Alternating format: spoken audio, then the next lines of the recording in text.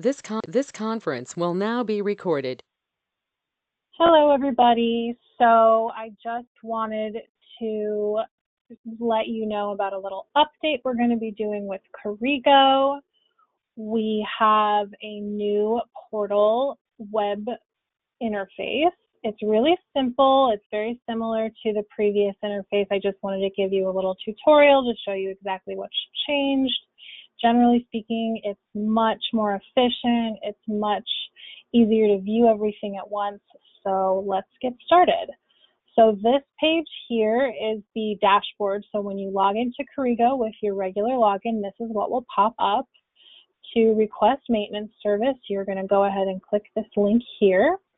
So it's very similar to the drop-down menu, except now you can see it all at once. So let's click an issue on the first floor. Unit 1, again, these are all the same as the drop-down menus. It's just all viewed as one page instead of a drop-down. We can say it's a smoke alarm. We can say annual inspection, anything you need. So this would be where the description part of the work order comes in. So you're going to want to say whatever needs to be done. In this case, I'm just going to write test.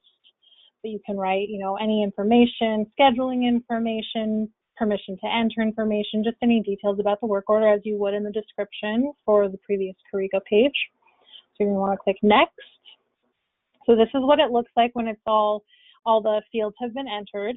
So this is really cool, this new feature here. No attachment items have been added. This is where you're going to want to go to add your pictures. Now you can also add in videos, you can add in screen recordings, you can add in PDFs.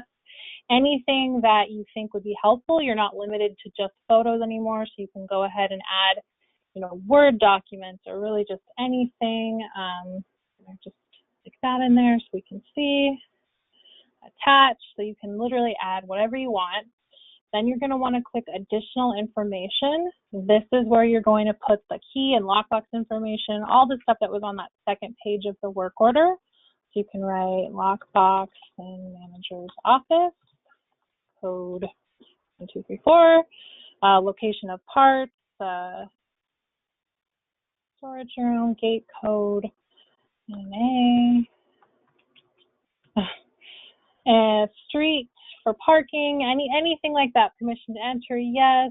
Chargeback, no. Animals, yes.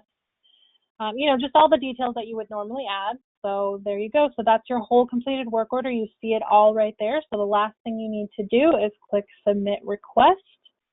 So this goes in and will be scheduled normally.